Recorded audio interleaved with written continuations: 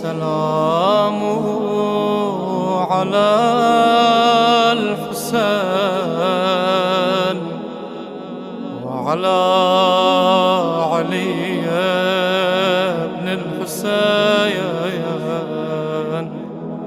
وعلى أولاد الحسين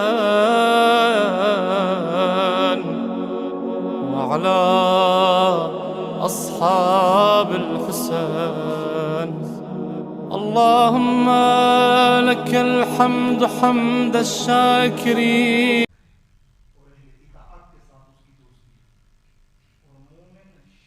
سے نفرت کرے اور اہل شر سے نفرت کرے. قطعاً مومن کے دل میں نیک اور برائی، برا اور اچھا دو اکٹھے نہیں ہونے چاہیے. نہیں تو ظاہری بات ہے ہر ایک چیز کا اپنا اثر ہے، نیک کا اپنا اثر ہے اور برے کا اپنا اثر ہے. اس لیے آپ آئیں دیکھیں تو کیوں ہمیں شروع سے ہی بتایا گیا ہمارے ائمہ اطہار سے، پھر قرآن مجید کی آیات سے، کہ آپ اپنے بچوں کو بتاؤ کہ وہ جو کفار ہیں یا وہ جو برے لوگ ہیں ان کے قول و فعل سے دور رہیں. ظاہری بات ہے ان کی بات، ہاں ایک برا بندہ ہے وہ اپنی جگہ پہ، اس کے ساتھ لڑنا جھگڑنا نفرت کرنا وہ جدا، وہ نہیں ہمیں حکم آیا، وہ جانے اس کی اپنی زندگی جانے، لیکن اس کی بات اور اس کا کام نہیں، اس کے قریب قطعاً نہیں جانا. اگر جائیں گے تو آہستہ آہستہ اسی کی طرف چلے جائیں گے.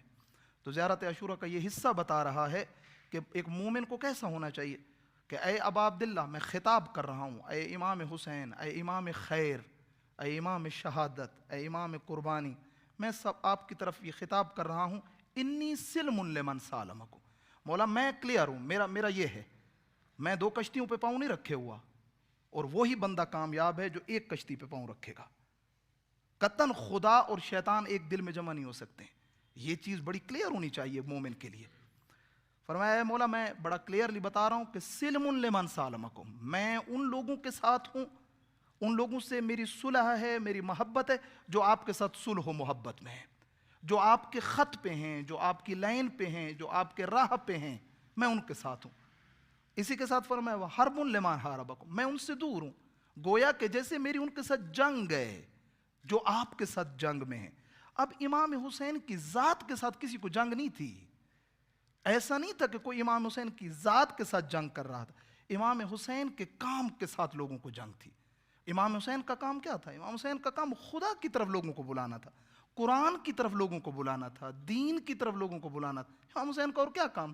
امام حسین کے ساتھ جو جن لوگوں کی دشمنی تھی حقیقت میں تو ان کو خدا و دین و قرآن کے ساتھ دشمنی تھی.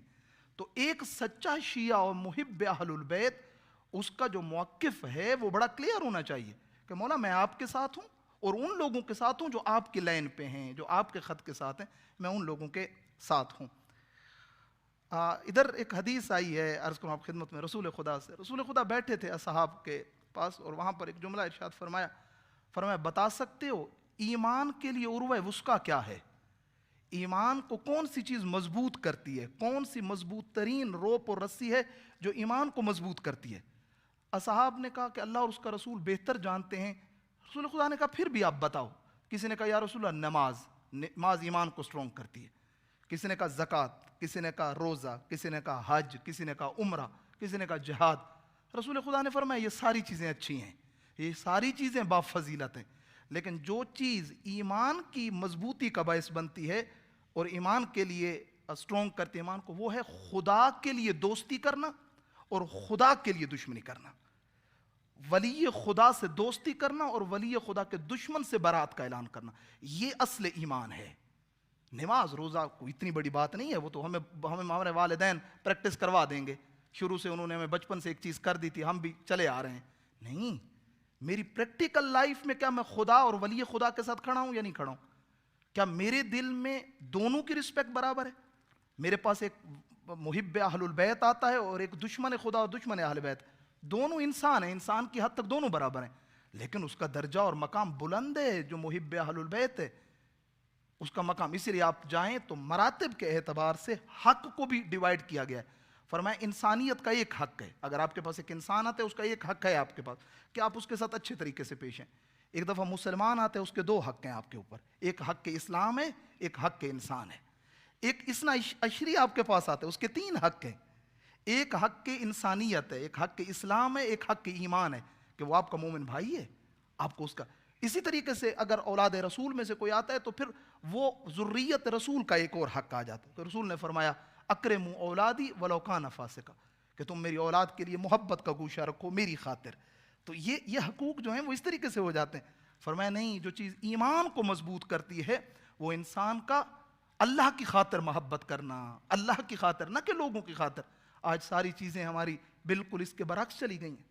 بجائے اس کے کہ مومن خدا کے لیے محبت کرے، مومن لوگوں کے لیے محبت کر رہا ہے، مومن دوسری چیزوں کے لیے محبت کر رہے ہیں. کل خدا سے ہم کس چیز کا اجر مانگیں گے؟ اس چیز کی طرف جو ہے وہ توجہ ضروری ہے.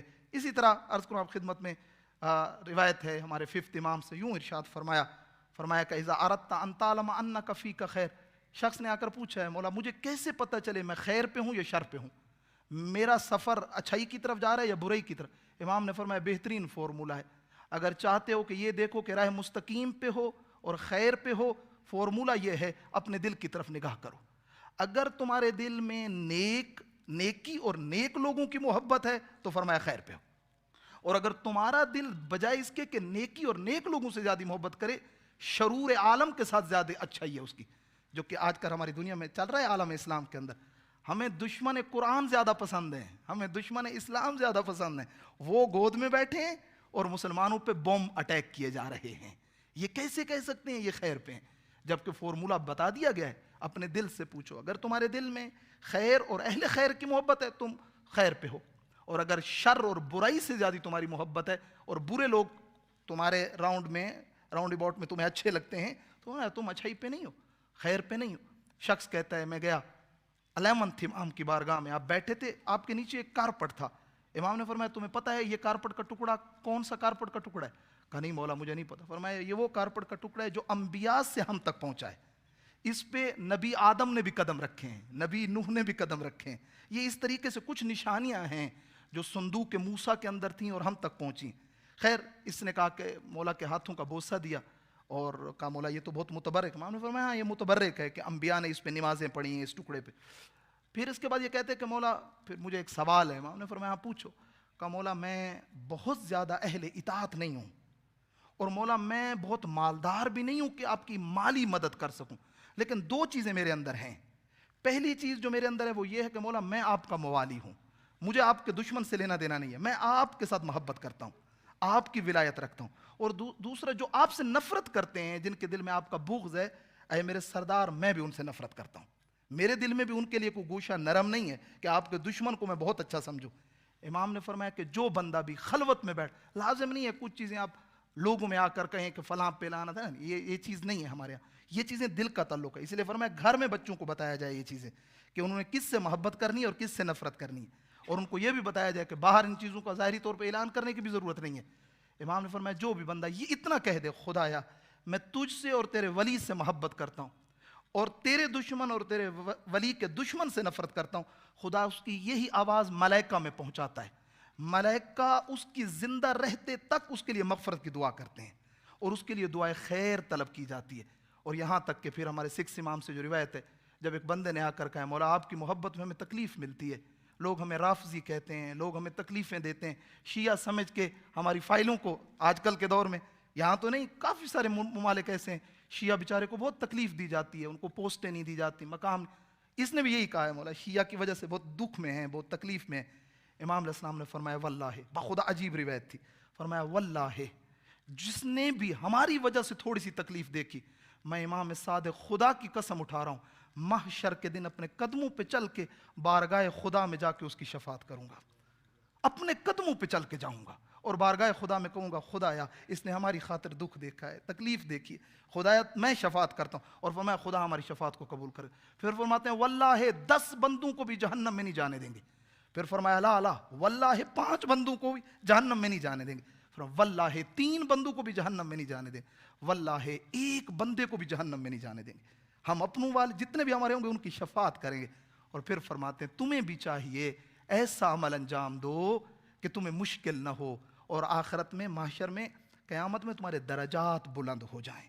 یہ چیز بیان کی ہے. تو ایک چیز جس کا ہونا بہت ضروری ہے وہ سلم لمن سالمکم، وحرب لمن حاربکم، اس میں کوئی کمپرومائز نہیں ہے. یہ وہی فروع دین کا تولا و تبرہ ہے کہ جو ہمارے نماز کی طرح 8ویں اور 9ویں نمبر پہ موجود ہے. اس کی طرف بھی زیارت عاشورہ نے حکم دیا ہے. دعا کرتا ہوں اللہ رب العزت کی بارگاہ میں، پروردگارہ ہم سب کو ولایت اہل بیت عطا فرما اور ان کے دشمنوں کے قول و فعل سے دوری عطا فرما. خدایا ہمارے بیماروں کو شفا عطا فرما، ہمارے مرحومین کی مغفرت فرما. میرے اللہ ہمارے امام علیہ السلام کے ظہور میں تاجیل فرما. پر محمد وآل محمد صلوات صلی اللہ